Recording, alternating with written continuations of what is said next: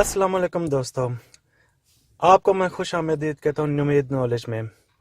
मुझे उम्मीद है कि आप सब लोग ठीक होंगे। दोस्तों, आज हम लोग बात करेंगे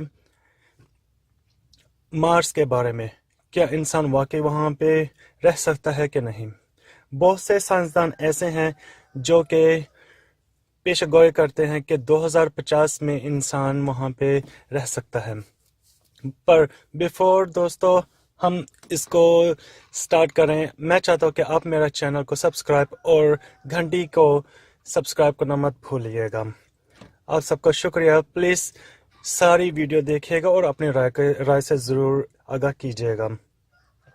दोस्तों, मार्स एक ऐसी जगह है जो कि बहुत ही ज़्यादा ठंडी है, जो कि दिखने में तो बहुत ज़्यादा धुंधली है, पर जब साइंसदानों ने 2018 में इसको देखा तो उन्होंने पाया कि वहाँ पे बहुत ज़्यादा बर्फ़ है और वहाँ पे ऑक्सीजन की मिकदार तो बहुत ही ज़्यादा कम है।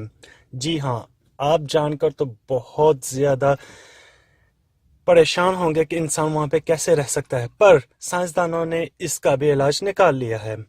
इसका इलाज है कि वो मॉलिक्यूल्स जो वहाँ पे आयरन डाइऑक्साइड वहाँ पे जो पाई जाती है, उसकी मदद से वो ऑक्सीजन बना सकते हैं और वहाँ पे इंसान भी रह सकते हैं। दोस्तों, साइंसदानों ने बहुत सी पेशगोई की है, जैसा कि डॉक्टर ग्रीन जो कि इस मार्स रिसर्च में बहुत ज़्यादा इन्वॉल्व थे, और उन्होंने एक ऐसा अंदाज़ा भी लगाया कि वहाँ पे मैग्नेटिक फील्ड के दो ऑपोजिट पोल्स हैं जो कि सैटेलाइट को बहुत अच्छी तरह से देख सकते हैं।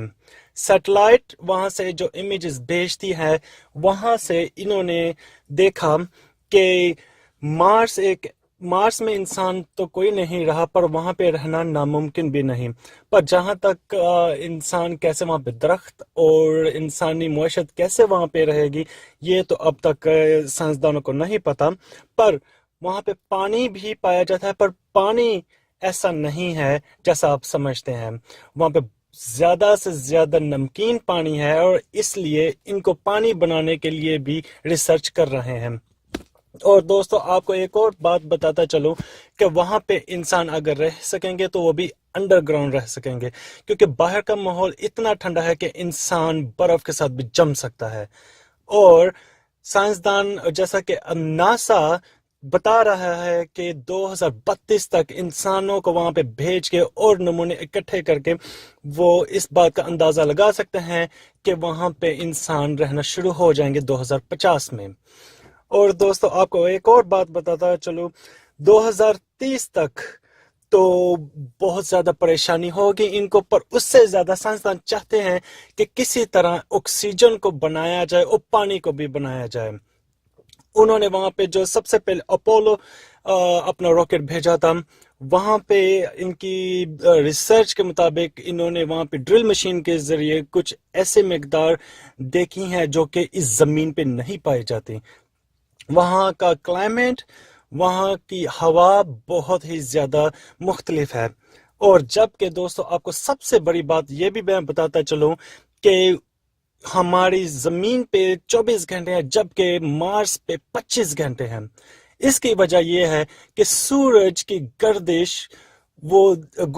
गर्दिश जब करता है तो वहाँ पे अंधेरा इतना ज़्यादा नहीं होता, जबकि रोशनी ज़्यादा होती है, और मार्स सूरज से भी ज़्यादा दूर नहीं है। और इसकी वजह यह भी है कि मार्स एक ऐसी जगह है जहाँ पे इंसान रह तो सकता है, पर वहाँ पे रहना भी बहुत मुश्किल होगा। दोस्तों, आज के लिए बस इतना ही। आप अपनी कीमती राय से मुझे आगाह ज़रूर कीजिएगा कि आपको ये मालूमात कैसी लगी। प्लीज़, अगर आपने मेरा चैनल सब्सक्राइब नहीं किया तो आप मेरा सब्सक्राइब नवीद नॉलेज को सब्सक्राइब ज़रूर कीजिएगा। अल्लाह हाफिज़।